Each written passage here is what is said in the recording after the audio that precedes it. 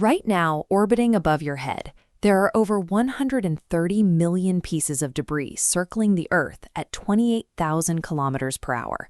That is faster than a rifle bullet. At orbital velocity, kinetic energy becomes lethal. A piece of metal the size of a coin can punch a hole clean through a functioning satellite worth $500 million. This debris field has been accumulating since Sputnik launched in 1957. Humans have sent over 17,000 satellites into space, and more than half of them are completely dead. They share orbit with broken solar panels, spent rocket stages, and even a glove lost by an astronaut in 1965. All of this dead mass turns low Earth orbit into a minefield. In 2009, an active American satellite and a dead Russian satellite collided at 26,000 miles per hour. That single impact instantly generated over 2,000 new pieces of trackable shrapnel, each one posing an immediate threat to surrounding hardware. Scientists refer to the ultimate nightmare scenario here as the Kessler syndrome. It is a compounding chain reaction. One high-speed collision creates thousands of fragments, which then trigger more collisions until specific orbital altitudes become completely impassable. NASA is already reacting to this hazard on a regular basis. The crew aboard the International Space Station has to perform collision avoidance maneuvers multiple times a year just to survive the existing debris field.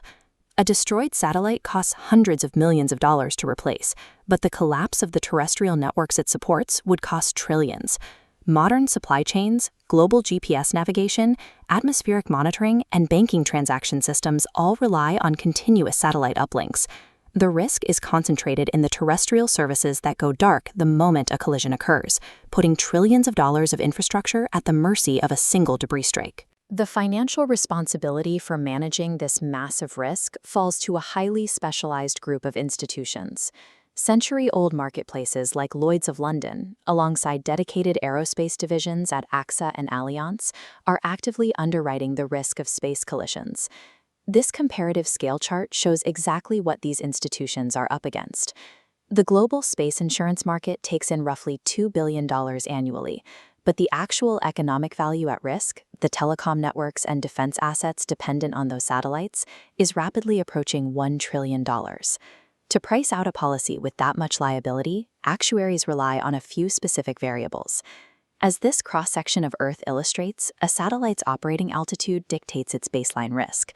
Low Earth orbit is heavily congested and deeply hazardous, whereas geostationary orbit sits further out with significantly less traffic. By overlaying a heat map onto the low Earth orbit ring, underwriters can track real-time debris density.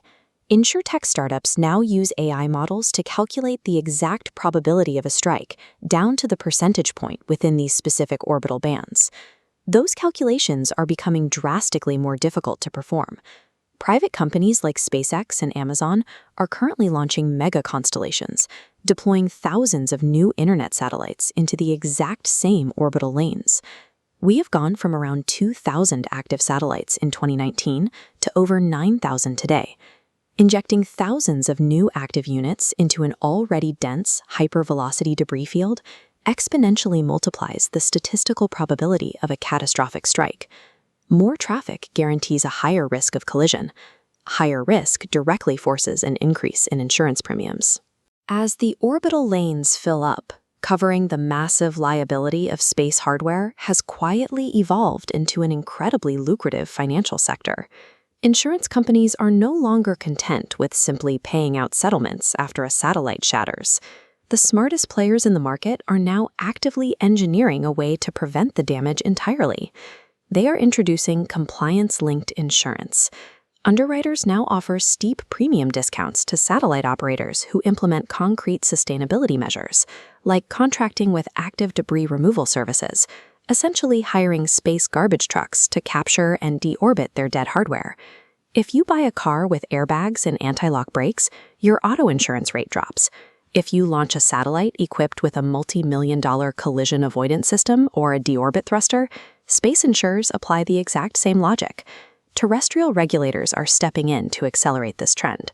In the United States, the FCC recently tightened its end-of-life rules, requiring satellite operators to completely deorbit their hardware within 5 years of the mission ending, dropping the previous 25-year guideline.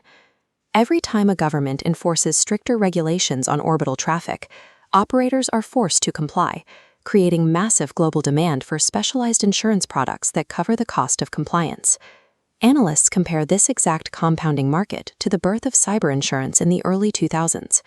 20 years ago, hacking was treated as a niche anxiety for IT departments. Today, cyber coverage is a central pillar of global finance, because the systemic threat to the economy became impossible to ignore. Space debris is traveling down the exact same trajectory. Hidden among the stars tonight, thousands of dead tools, broken solar panels, and shattered fragments are silently circling the globe. By turning debris removal into a profitable prerequisite for coverage, the insurance industry has created the financial incentive required to prevent a Kessler syndrome collapse.